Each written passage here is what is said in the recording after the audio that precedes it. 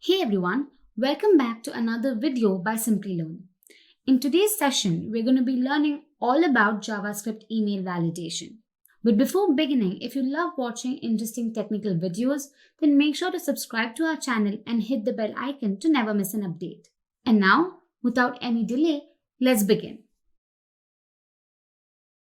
So first of all, validation is an essential part when you're communicating with the user. Almost all the websites and applications that you use have forms that you need to fill in. And every time you fill a form, that information you provide needs to be validated. So this is an essential and a crucial part. Now, when you're providing more critical information like user credentials, say your ID, your password, your date of birth, all of that needs to be validated. So JavaScript enables this with the help of a feature called email validation. Now, email validation, first of all, ensures user authenticity. It also facilitates email validation on the client side so that all the processing that takes place on the server side is faster. And lastly, with JavaScript, one can validate a name, password, email, date, etc. Now, I'm sure everybody has used email IDs, right? So here's a dummy email ID for you. One thing that you must have noticed is that all IDs come with an @ symbol. Now, the first part before the @ character is the personal data. Now here it could include your name, you can provide digits, etc. So the length of this personal information can be up to 64 degrees. And following the @ character, you have the domain name. The domain name can be up to 253 characters. Talking about the personal data, now this data can include any sort of information. You can provide your name, your birth date, etc. So basically it can consist of all uppercase and lowercase letters of the alphabet. It can have digits from 0 to 9. It can include all special characters. And lastly, it could include the period character. One thing to remember is that the period character cannot occur twice and is not supposed to be either the first or the last character. Alright, so this was just a brief introduction to email validation. Now, to give you a better understanding, let's go ahead and look at a simple demo. So back in our Visual Studio Code, I've created a folder called JavaScript demo, and I've also created a file called email validation. I've also typed in the initial code. Also, if you haven't watched our videos on JavaScript regular expressions and JavaScript form validation, then I highly recommend you go through them. Email validation is basically just a combination of the two. So I'd suggest you first head back and watch those videos and come back here.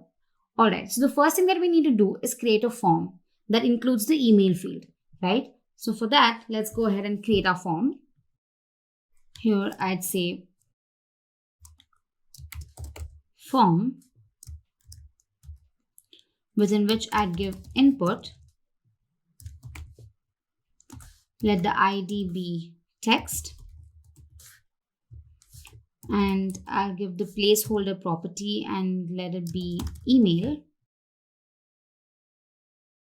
And the type text. Alright. And then I will break the line. And finally, I have a button. That's basically the submit button, right? So let me just say button. Type, say button, and then the message displayed is submit.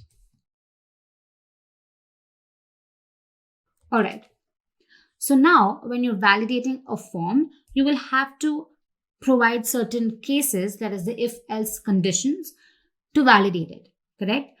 Now first, I'm going to create a function wherein I'm going to pass the information typed in by the user as an argument. And this function consists of a regular expression against which the ID provided by the user is checked.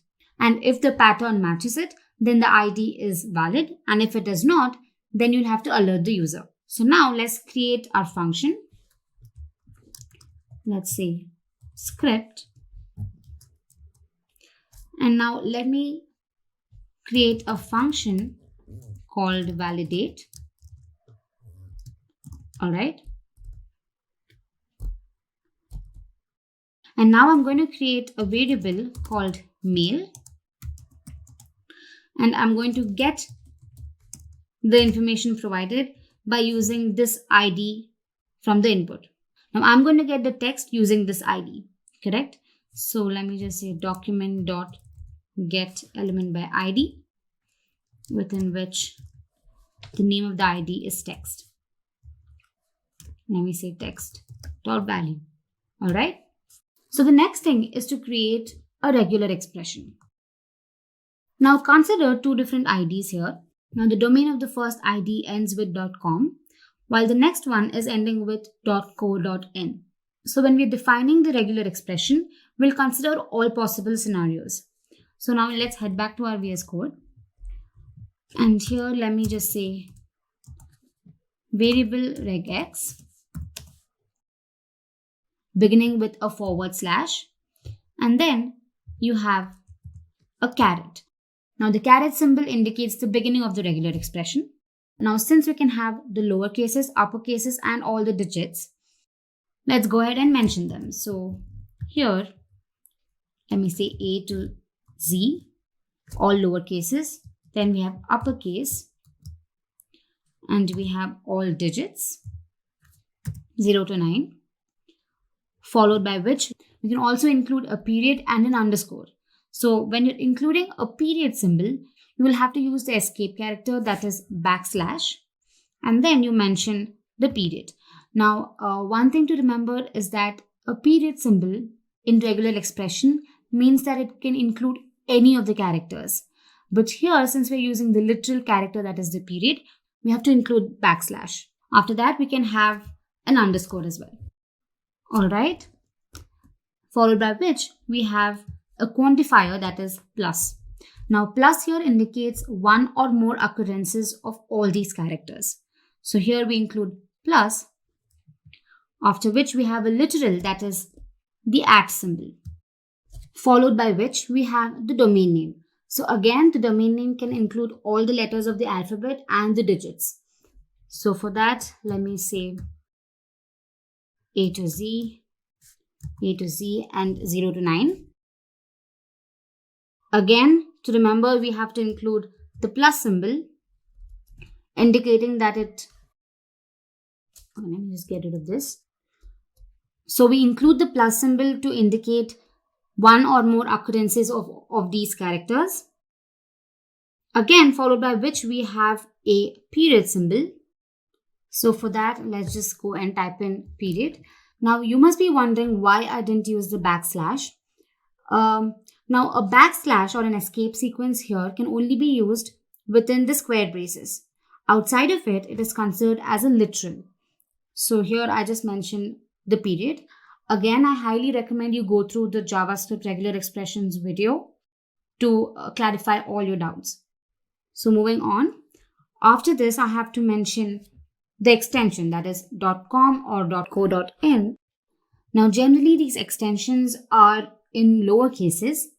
So for that, let's just go ahead and mention A to Z, again followed by a plus, that is a quantifier, with an optional dot again, followed by the letters A to Z.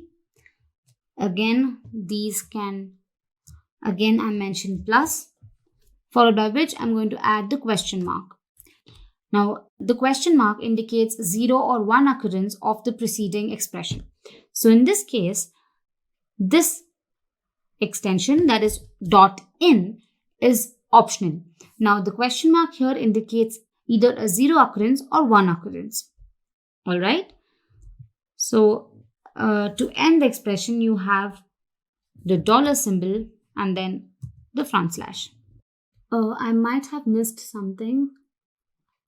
Okay, yeah, I haven't closed this, so let me just add the parenthesis. All right.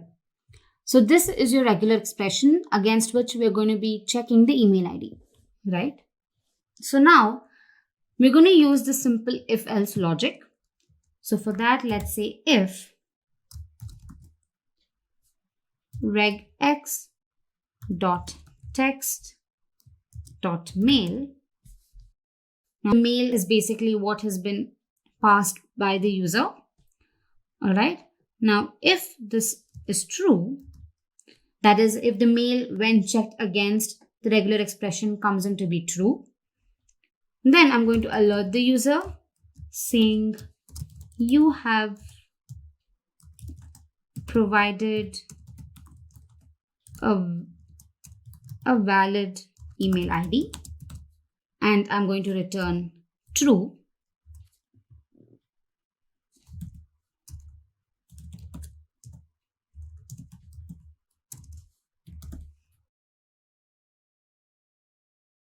Else,